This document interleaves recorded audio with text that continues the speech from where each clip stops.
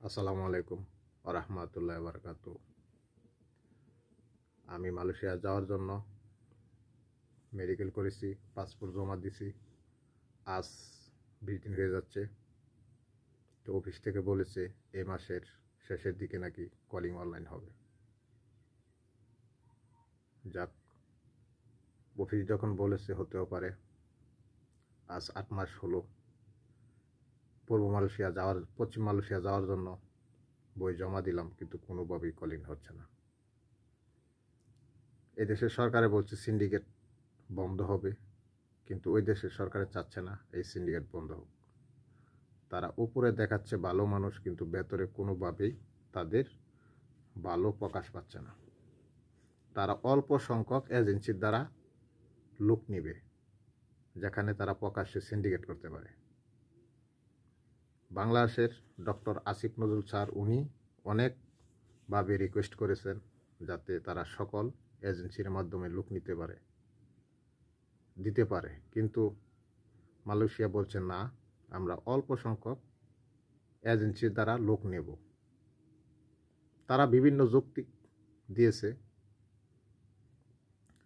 যাক, আল্লাহর রহমতে আরও একটা সুসংবাদ হচ্ছে, আগে কিন্তু বাংলাদেশিদেরকে মাল্টিপল ভিসা দিত না, অন্যান্য সকল দেশের ক্ষেত্রে দিত, কিন্তু বাংলাদেশকে দিত না।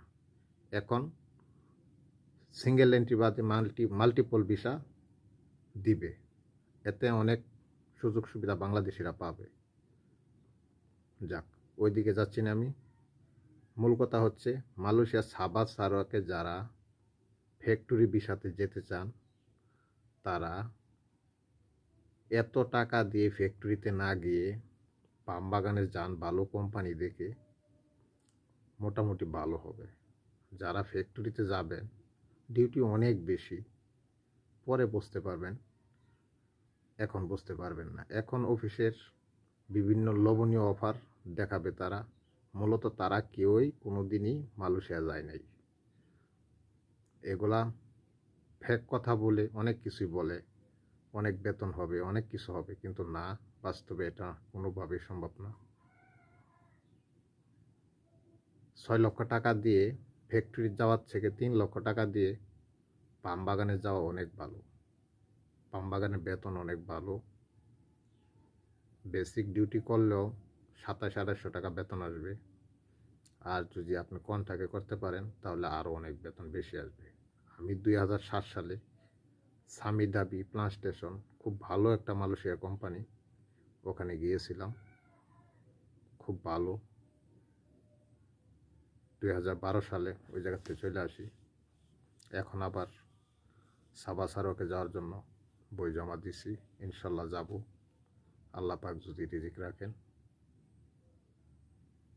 যাব। গতকালকে আমার এক বন্ধু পাকিস্তানি, ওর কাছে জানলাম যে ভাই সাবা সারোয়াকটা কীরকম, তুমি তো ওই জায়গায় কাজ করো, সাবা সারোয়াকটা কাজ কাম কীরকম। ও বলল গত মাসও ওর স্যালারি আসছে 4000 রিঙ্গিত, আরও কিছু টাকা কামাইছে।